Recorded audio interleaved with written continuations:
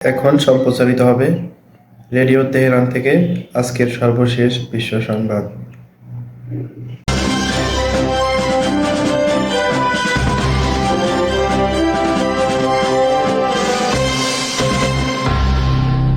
প্রথমে সংবাদ শিরোনাম। মধ্যপ্রাচ্য অঞ্চলের নিরাপত্তার দুই প্রধান স্তম্ভ হচ্ছে ইরান ও ইরাক, বলেছেন ইরানি ভারপ্রাপ্ত পররাষ্ট্রমন্ত্রী আলী বাকেরি কানি। গাজার যুদ্ধবিরতির ব্যাপারে হামাসের প্রস্তাব বাস্তবায়নযোগ্য নয়, ব্লিংকেনের মন্তব্য। হামাস বলছে ব্লিংকেন নিজে একটি সমস্যা।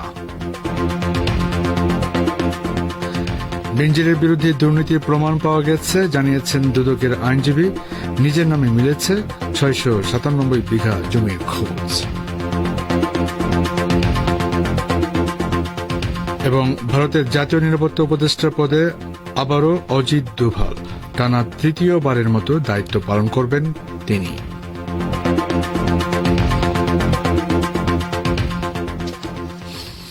আসসালামু আলাইকুম। সংবাদ শিরোনামগুলো শুনলেন, এবার বিস্তারিত পরিবেশনে আছি আমি বাবুল আখতার। ইসলামী প্রজাতন্ত্র ইরানের ভারপ্রাপ্ত পররাষ্ট্রমন্ত্রী আলী বাকেরি কানি বলেছেন, মধ্যপ্রাচ্য অঞ্চলে নিরাপত্তার প্রধান দুই স্তম্ভ হচ্ছে ইরাক এবং ইরান। আজ ইরাকের রাজধানী বাগদাদে দেশটির পররাষ্ট্রমন্ত্রী ফুয়াদ হোসেনের সাথে এক সংবাদ সম্মেলনে তিনি কথা বলেন। এ সময় তিনি মধ্যপ্রাচ্যের উত্তেজনা এবং সংঘাত নিরসনের উপর গুরুত্ব আরোপ করেন। মধ্যপ্রাচ্যের চলমান ঘটনাবলীর কথা উল্লেখ করে তিনি বলেন, এ অঞ্চলের নিরাপত্তা উন্নয়নের ক্ষেত্রে ইরাক এবং ইরানের কাঁধে অনেক বড় দায়িত্ব রয়েছে। ফিলিস্তিনের অবরুদ্ধ গাজা উপত্যকায় বর্তমানে যা চলছে তাকে ইরানের ভারপ্রাপ্ত পররাষ্ট্রমন্ত্রী যুদ্ধাপরাধ বলে মন্তব্য করেন। তিনি বলেন, গাজা উপত্যকায় গণহত্যা অবশ্যই নিঃশর্তভাবে বন্ধ করতে হবে। এক্ষেত্রে মুসলিম দেশগুলো তাদের প্রভাবকে কাজে লাগাতে পারে। আলী বাকেরি কানি বলেন, গাজায় ইহুদিবাদী ইসরায়েল ব্যর্থ হয়ে তাদের এই অপরাধযোগ্য অন্য কোথাও শুরু করতে পারে। গাজায় ইহুদিবাদী ইসরায়েলের গত 8 মাসের আগ্রাসনের কথা উল্লেখ করে ইরানের ভারপ্রাপ্ত পররাষ্ট্রমন্ত্রী বলেন, ইহুদিবাদী ইসরায়েলের প্রতি মার্কিনীদের সমর্থন দেওয়া বন্ধ করা উচিত। তিনি বলেন, মার্কিন কর্মকর্তারা একদিকে শান্তি প্রতিষ্ঠা এবং যুদ্ধ বন্ধের জন্য ইতিবাচক পদক্ষেপ নিচ্ছেন বলে দাবি করছেন, অন্যদিকে তারা ইহুদিবাদীদেরকে অস্ত্র দিয়ে সহযোগিতা করছে। এ দুটি একসাথে চলতে পারে না। এদিকে ফিলিস্তিনি জনগণের বিরুদ্ধে ইহুদিবাদী ইসরায়েল যে অপরাধযোগ্য চালিয়ে আসছে তা বন্ধ করার জন্য মুসলিম দেশগুলোকে বাস্তবসম্মত ও আন্তরিক পদক্ষেপ নেওয়ার আহ্বান জানিয়েছেন ইরানের ভারপ্রাপ্ত পররাষ্ট্রমন্ত্রী আলী বাকেরি কানি।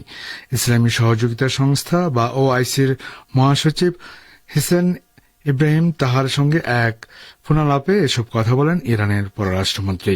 বাকেরি কানি সতর্ক করে বলেন, ইহুদিবাদী ইসরায়েল গাজার দক্ষিণাঞ্চল রাফা শহরে অপরাধের মাত্রা বাড়াচ্ছে। গাজায় ইহুদিবাদী ইসরায়েলের গণহত্যার বিচার করতে দক্ষিণ আফ্রিকা আন্তর্জাতিক বিচার আদালতে যে মামলা দায়ের করেছে এবং ইসরায়েলের সাথে লাতিন আমেরিকার দেশগুলো যে সম্পর্ক ছিন্ন করছে তার প্রশংসা করেন ইরানের পররাষ্ট্রমন্ত্রী।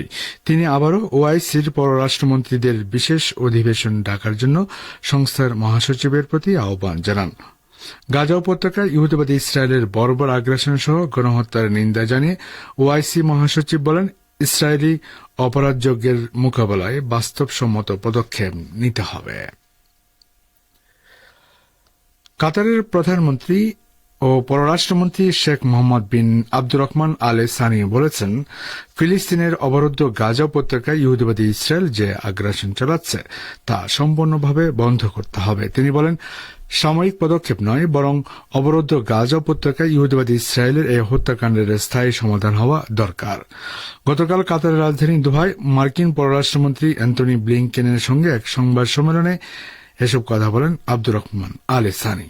তিনি বলেন, গাজা যুদ্ধ বন্ধের ব্যাপারে আন্তর্জাতিক অঙ্গন থেকে সুস্পষ্ট এবং নিশ্চিন্ত আহ্বান জানানো হয়েছে। কাতারের প্রধানমন্ত্রী বলেন, আমরা সাম্প্রতিক সময়ে এই সংঘাতের পরিবর্তন দেখছি এবং এই যুদ্ধ শেষ করার জন্য একটি স্পষ্ট ও সুদৃঢ় আহ্বান রয়েছে।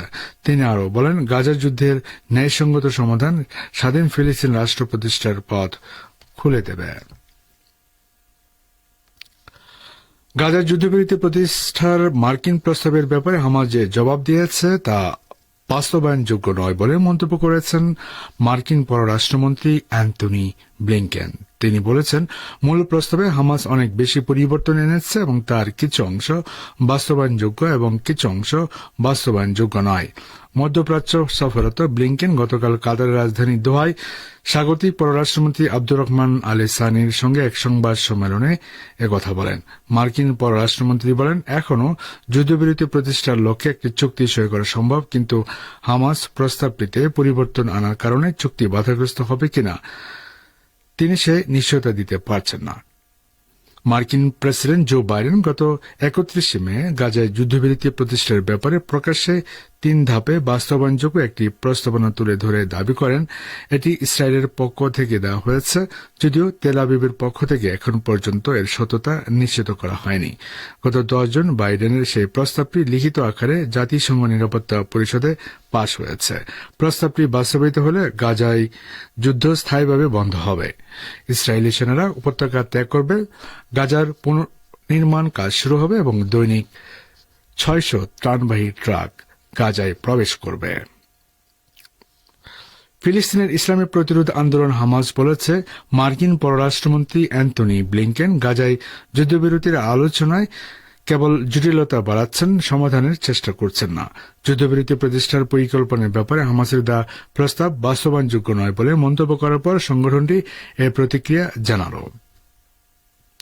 লেবাননে হামাসের সিনিয়র প্রতিনিধি ওসামা হামাদান বুধবার এর প্রতিক্রিয়া জানিয়ে বলেছেন, দখলদার ইসরায়েলি গাজা উপত্যকায় যুদ্ধবিরতি প্রতিষ্ঠার পথে অন্তরা হয়ে রয়েছে। আল আরাবি টেলিভিশনকে দেওয়া সাক্ষাৎকারে তিনি আর বলেন, আমরা মধ্যস্থতাকারীদের জানিয়ে দিয়েছি যে পক্ষ মার্কিন প্রেসিডেন্টের পক্ষ থেকে উত্থাপিত প্রস্তাব প্রত্যাখ্যান করে যাচ্ছে সেটি ইসরায়েল। হামদান আরও বলেন, এছাড়া গাজায় স্থায়ী যুদ্ধবিরতি প্রতিষ্ঠার জন্য যেকোনো শক্ত প্রতিশ্রুতি এড়িয়ে যেতে ইসরায়েলকে সহযোগিতা করছে মার্কিন প্রশাসন। গাজায় যুদ্ধবিরতির ব্যাপারে হামাস যে জবাব দিয়েছে তা বাস্তবায়নযোগ্য নয় বলে মার্কিন পররাষ্ট্রমন্ত্রী যে বক্তব্য দিয়েছেন তা প্রত্যাখ্যান করে হামাদান বলেন, ব্লিংকেন সমস্যা সমাধানের চেষ্টা করছেন না, বরং তিনি নিজেই সমস্যাকে জটিল করছেন। তিনি মূলত সমস্যার একটি অংশ হয়ে দাঁড়িয়েছেন।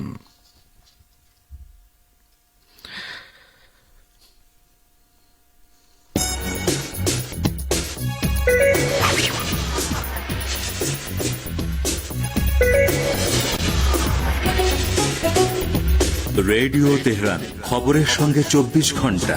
ভিজিট করুন আমাদের ওয়েবসাইট parstoday.ir/dn।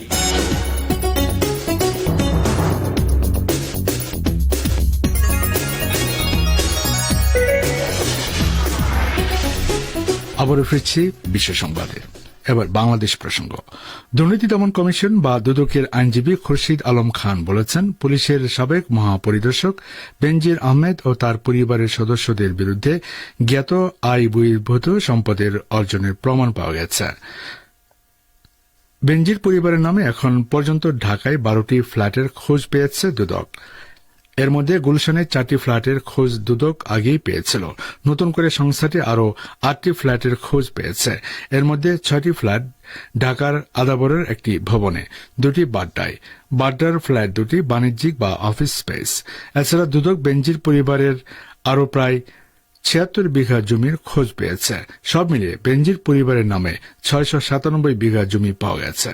দুদকের আবেদনের পরিপ্রেক্ষিতে ঢাকা মহানগরের জ্যেষ্ঠ বিশেষ জজ মোহাম্মদ আসামস জগলুল হোসেন গতকাল বুধবার নতুন করে খোঁজ পাওয়া বেনজির পরিবারের 8টি ফ্ল্যাট জব্দের আদেশ দেন।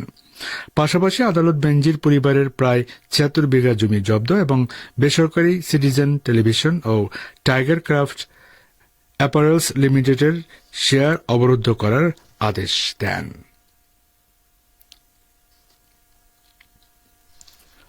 ভারত প্রসঙ্গ। জাতীয় নিরাপত্তা উপদেষ্টা পদে টানা তৃতীয়বার অজিত দোভালকে পুনর্বহাল করেছে প্রধানমন্ত্রী নরেন্দ্র মোদীর সরকার। আজ সরকারি বিজ্ঞপ্তি প্রকাশ করে 76 বছরের দোভালের পুনর্নিয়োগের কথা জানানো হয়েছে। গত 10 জুন থেকে কার্যকর হয়েছে ওই নির্দেশিকা।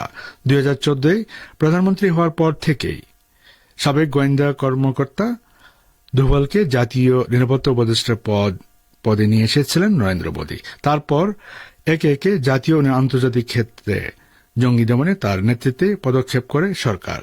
2016 সালে উড়িতে জঙ্গি হানার পর তার নেতৃত্বে পাক অধিকৃত কাশ্মীরে সার্জিক্যাল স্ট্রাইক হয়েছিল, সে সময় যা মোদী সরকার পক্ষে প্রবল জনপ্রিয়তা এনে দিয়েছিল। এরপর 2017 সালে ডোকলামে ভারত চীন যুদ্ধ পরিস্থিতি তৈরি হয়েছিল। সেই সময় মূলত দোভালের পদক্ষেপে পরিস্থিতি শান্ত হয় এবং দুই দেশের মধ্যে সম্পর্কের উন্নতি হয়।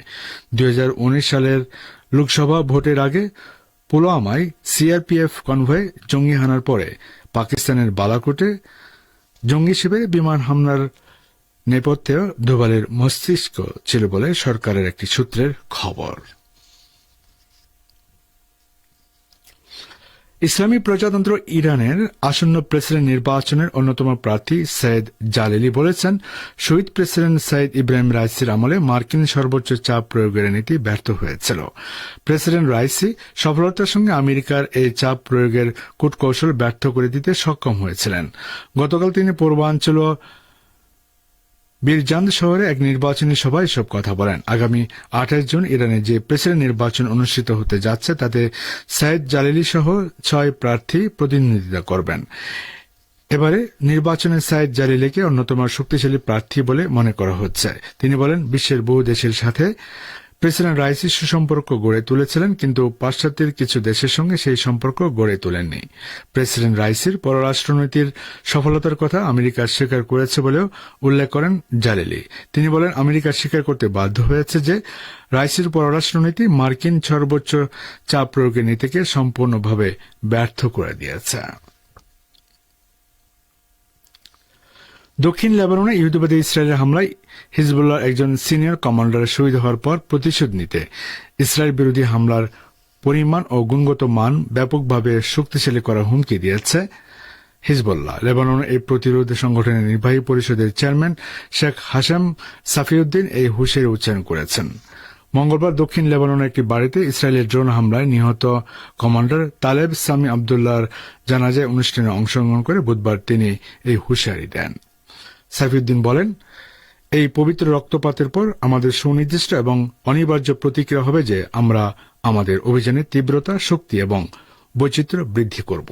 শ্রোতা বন্ধুরা, আর এরই সঙ্গে শেষ করছে রেডিও তেহরান থেকে বিশ্ব সংবাদ। সঙ্গে থাকার জন্য অনেক অনেক ধন্যবাদ।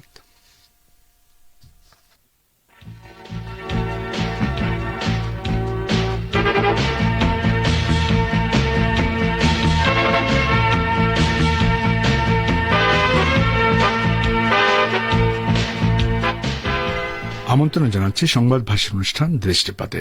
লেবাননের ইসলামী প্রতিরোধ আন্দোলন হিজবুল্লাহ ক্রমেই হামলার পরিধি বিস্তৃত করেছে। আল জাজিরা টেলিভিশন চ্যানেলে সম্প্রচারিত ভিডিও ক্লিপে দেখানো হয়েছে ইসরায়েলি সেনাদের প্রায় সব ধরনের গতিবিধির উপর হিজবুল্লাহর নজরদারি রয়েছে। এ সম্পর্কে দৃষ্টিপাতে রয়েছে প্রতিবেদন। শুনুন সোহেল আহমেদের পরিবেশনায়। লেবাননের ইসলামী প্রতিরোধ আন্দোলন হিজবুল্লাহর সরবরাহকৃত একটি ব্যতিক্রমী ভিডিও ক্লিপ সম্প্রতি আল জাজিরা টিভি চ্যানেলে সম্প্রচারিত হয়েছে, যেখানে দেখানো হয়েছে হিজবুল্লাহ কিভাবে ইসরায়েলি সেনাদের সব ধরনের গতিবিধির উপর নজরদারি বজায় রেখেছে। সবচেয়ে বিস্ময়কর বিষয় হলো ইসরায়েলি সেনাদের নিজস্ব কক্ষেও হিজবুল্লাহর নজরদারি রয়েছে। 7 অক্টোবর থেকে গাজায় নির্বিচার হামলা শুরু করে দখলদার ইসরায়েল। এর পরের দিন 8 অক্টোবর বিশ্ব প্রতিরোধ ফ্রন্টের প্রতিনিধি হিসেবে ইসরায়েলের নির্দিষ্ট কিছু এলাকার সব গুপ্তচর বৃত্তি কেন্দ্র ও পর্যবেক্ষণ টাওয়ার এবং রাডার জ্যামিং ব্যবস্থা লক্ষ্য করে হামলা চালায় হিজবুল্লাহ। সেদিন তারা ইসরায়েলের মিরুন গোয়েন্দা ঘাঁটিতে অন্তত 7 বার আঘাত হানে। এছাড়া তাবরিয়া ও বালাদা রাবিশ এলাকার আকাশে 2টি ইসরায়েলি গুপ্তচর বেলুন অকেজো করে দেয়। এর ফলে লেবানন সীমান্তের কোনো তথ্যই সংগ্রহ করতে পারছিল না ইসরায়েল। লেবাননের আকাশ সীমাতেও তাদের নজরদারি তৎপরতা নিষ্ক্রিয় হয়ে পড়েছিল। এই কৌশলে সেদিন দারুণ সাফল্য পায় হিজবুল্লাহ। খুব সহজেই ইসরায়েলের ভেতরে গোয়েন্দা বিমান ও আত্মঘাতী ড্রোন পাঠিয়ে অভিযান পরিচালনা করতে সক্ষম হয়। আগাম পদক্ষেপের কারণে ইসরায়েলের উত্তর ফ্রন্টে হিজবুল্লাহর বিমান ও ড্রোন প্রবেশ করার পরও তাদের সতর্কতামূলক ব্যবস্থাগুলো সক্রিয় হয়নি এবং কোনো সাইরেন বেজে ওঠেনি, কারণ হিজবুল্লাহ এর আগেই এসব ব্যবস্থাকে অকেজো করে দিয়েছিল। দখলদার ইসরায়েলের গুপ্তচর বৃত্তির কেন্দ্রগুলোকে অকেজো করে দেওয়ার কারণে এখনো হিজবুল্লাহর ড্রোনগুলো খুব সহজেই পর্যবেক্ষণ কাজ চালিয়ে যেতে পারছে। দখলদার ইসরায়েলের আরব আল আরামশা অঞ্চলে সফল অভিযানের মতো বহু অভিযান সম্ভব হয়েছে হিজবুল্লাহর প্রথম দিনের অভিযানের কল্যাণে। দখলদার ইসরায়েলের দুটি গুপ্তচর বেলুন অকেজো করার কৌশলটি বিশ্বের অনেক সামরিক বিশেষজ্ঞের নজর কেড়েছে। লেবাননের সামরিক আদালতের সাবেক প্রধান বিচারপতি ব্রিগেডিয়ার জেনারেল মনির শেহাদে ইসরায়েলি বেলুন অকেজো করা সম্পর্কে ইরানের মেহের বার্তা সংস্থাকে বলেছেন, লেবাননের দিকে বাতাস বইতে শুরু করলে হিজবুল্লাহ প্রথমে কৌশলে বেলুনের নিয়ন্ত্রণ কক্ষে হামলা চালিয়ে তা ধ্বংস করে দেয়। বেলুন অকেজো করার আগেই এর নিয়ন্ত্রণ কক্ষ ধ্বংস করাটা জরুরি ছিল, কারণ এটা করা না হলে নিয়ন্ত্রণ কক্ষ থেকে বেলুনের সব তথ্য মুছে ফেলা হতো। নিয়ন্ত্রণ কক্ষ ধ্বংস হয়ে যাওয়ায় বেলুনে যেসব তথ্য ছিল সেগুলো অক্ষতই রয়ে যায়। এরপর আলমাস ক্ষেপণাস্ত্র দিয়ে বেলুন ও বেলুনের তারগুলোতে আঘাত হানা হয়, যাতে শেষ পর্যন্ত বেলুনগুলো লেবাননের ভূখণ্ডে এসে পড়ে এবং বেলুনের সংরক্ষিত সব তথ্য সংগ্রহ করা যায়। অবশ্য দ্বিতীয় বেলুনটি লেবাননের সীমান্ত থেকে 32 কিলোমিটার দূরে ইসরায়েল নিয়ন্ত্রিত এলাকায় পড়ে যায়। হিজবুল্লাহ সেই বেলুন থেকেও তথ্য সংগ্রহ করে এনেছে। হিজবুল্লাহর গোয়েন্দা ড্রোনগুলো সেখানে গিয়ে প্রয়োজনীয় ছবি, ভিডিও ও তথ্য সংগ্রহ করে লেবাননে ফিরে আসতে সক্ষম হয়েছে। আল জাজিরা টিভি চ্যানেল হিজবুল্লাহর যে ভিডিও ক্লিপ সম্প্রচার করেছে তাতে দেখা যাচ্ছে হিজবুল্লাহ দখলদার ইসরায়েলের বেইত হিলাল এলাকায় ইসরায়েলি সেনাদের সব ধরনের তৎপরতা নজরদারিতে রেখেছে। সেনাদের বেডরুমের খোঁজ খবরও হিজবুল্লাহর কাছে রয়েছে। হিজবুল্লাহ ইসরায়েলি সেনাদের বেডরুমে নিখুঁত ক্ষেপণাস্ত্র হামলার মাধ্যমে এর প্রমাণ দিয়েছে। হিজবুল্লাহ সোশ্যাল মিডিয়ায় অনেক আহত ইসরায়েলি সেনার ছবিও প্রকাশ করেছে। হিজবুল্লাহ ড্রোনগুলো নিয়মিত এসব তথ্য সংগ্রহ করে নিয়ন্ত্রণ কক্ষে পাঠাচ্ছে।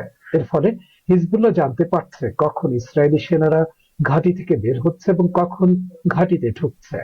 ইসরায়েলি সেনাদের সামরিক যানগুলোর যাতায়াত সম্পর্কেও হিজবুল্লাহ সঠিক তথ্য সংগ্রহ করতে পেরেছে। এসব তথ্যের ভিত্তিতেই তারা সফল হামলা চালিয়েছে এবং এখনো চালিয়ে যাচ্ছে।